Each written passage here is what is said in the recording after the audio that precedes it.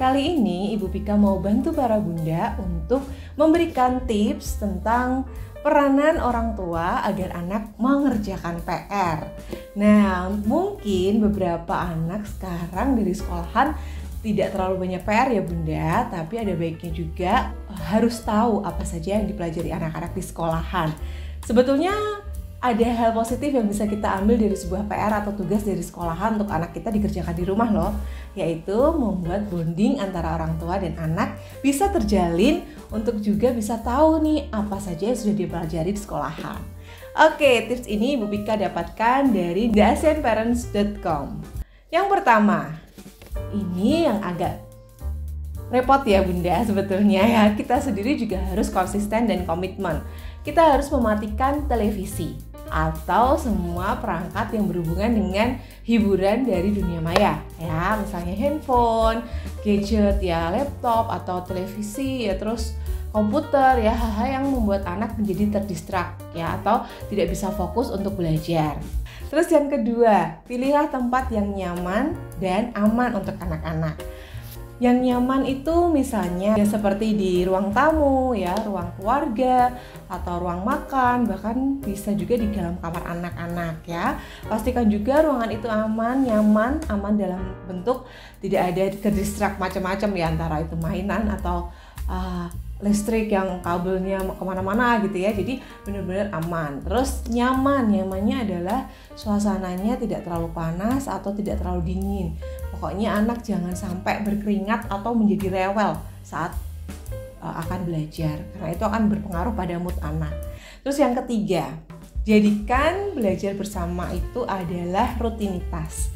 Biasanya kita sebagai orang tua itu kadang manage atau maintenance waktu aja agak susah ya. Ya biasakan juga untuk memberikan rutinitas pada anak, misalnya setelah mandi atau setelah makan ya. Kalau aku sih prefer lebih suka setelah makan malam ya, karena apa? Ketika perut sudah diisi, otak bisa berpikir ya. Jadi anak-anak juga moodnya jadi baik, tapi jangan terlalu kenyang juga, ntar jadi ngantuk ya. Oke, yang keempat, lamanya waktu mengerjakan. Nah, ini berhubungan dengan cara anak berkonsentrasi.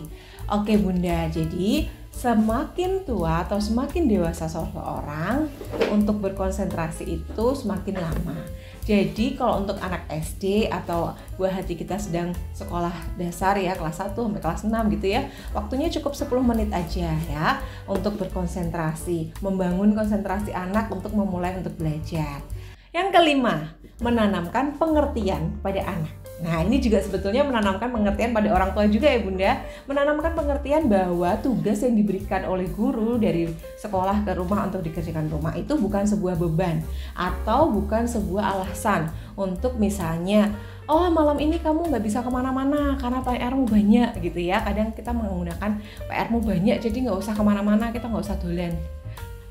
Jadi alasan, padahal itu bisa membuat anak berpikir bahwa PR-ku lagi banyak-banyaknya nih, aku nggak bisa pergi, jadi beban ya, jadi sesuatu yang tidak menyenangkan ya. Memang sih sebetulnya PR tuh tidak menyenangkan ya. Kalau kita zaman dulu kalau udah dapat PR tuh rasanya aduh gimana sih ada PR nih gitu ya. Tapi kita coba untuk merubah itu menjadi sebuah hal yang menyenangkan.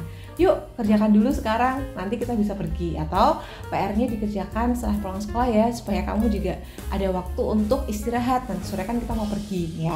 Lalu pengertian juga ke diri kita sendiri bahwa orang tua sebetulnya PR ini bukan beban untuk orang tua atau untuk anak, tapi lebih bagaimana cara kita menyikapi bahwa PR atau tugas dari diberikan guru dari sekolah ke anak-anak yang dikerjakan di rumah itu adalah penghubung komunikasi antara guru dan antara guru dan orang tua murid dan siswa ya. Kalau kita tahu apa yang sedang dipelajari, ya kita juga bisa ngikutin. Atau bahkan aku pernah nih ya, PR anak-anak itu misalnya ada suatu tugas yang susah dikerjakan, kita boleh kok tanya ke gurunya gimana sih cara mengerjakannya ya, atau kita boleh kok cross check ke gurunya, oh sampai mana sih bahannya, oh ya sampai sini toh miss atau mister gitu ya. Jadi hal-hal yang sepertinya membebankan, bantu anak untuk meringankan beban itu, jangan ditambah malahan ya. Oke, selanjutnya yang ke-6, ketika anak mulai bosan dan frustasi. Dan saya sendiri pun juga mengakui kalau mengerjakan PR bersama dengan anak itu hawanya sudah gitu ya, langsung rasanya tuh emosinya meluap-luap ya, aduh gimana sih, gini aja kok susah, nggak bisa gitu ya, kadang keluar dari mulut kita tanpa kita sadari, karena mereka sedang baru belajar tentang hal baru ya. Kalau kita kan tinggal mengulang ya, sudah pernah kita pelajari dulu waktu kita mungkin masih SD ya, dulu masih SD sudah pernah kita pelajari. Kalau anak-anak kan baru pertama, wajar mereka bosan dan frustasi. Nah, berikan waktu untuk istirahat atau jeda. Boleh sesekali kita baca-baca, kita bantu dia untuk, oh ini rumusnya yang ini loh, kita liatin, tapi tidak mengerjakan ya, tidak mengerjakan tugasnya atau mengerjakan sampai selesai ini jawabannya nih gitu. Ya memang sih pernah aku juga mengakui ya, karena benar-benar aduh gimana lagi ya, ini lo tinggal nyalin aja nih jawabannya ya. Tapi untungnya anak aku tipe yang tidak percaya pada orang tuanya, tidak percaya pada ibunya ya. Dia mau menghitung ulang atau mencari jawabannya ulang, tidak mau langsung percaya. Nah, waktu jeda untuk istirahat itu bisa diisi dengan mungkin minum, cemilan ya, dan hal-hal yang membuat anak menjadi lebih tenang kayak gitu. Yang ketujuh adalah orang tua membantu anak. Ingat ya, membantu, bukan mengerjakan. Kadang kita juga pasrah nih, aku pun kadang pernah pasrah pada guru les ya. Siapa nih yang kadang tahu-tahu pulang sekolah PR-nya banyak langsung kasihin ke guru les, ini kerjain sama bu guru les gitu ya. Nanti jawabannya gimana, padahal mungkin materi yang dari guru les belum sampai situ, atau mungkin guru lesnya juga cuma 1 jam kerjainnya, jadi nggak ada waktu ya. Jadi ada baiknya kita sebagai orang tua juga membantu anak untuk mengerjakan PR tersebut. Membantu dalam artian memberikan solusi, caranya seperti apa, mengarahkan gitu ya, bukan langsung memberikan jawaban. Kadang aku sendiri pun juga nggak tahu tuh jawabannya apa ya. Kita belajar lagi bareng-bareng bersama dengan anak. Entah itu jawabannya benar atau salah, yang penting anak sudah tahu caranya bagaimana untuk mencari jawabannya. Oke Bunda, sampai gobios aku, sampai keringetan ini ya.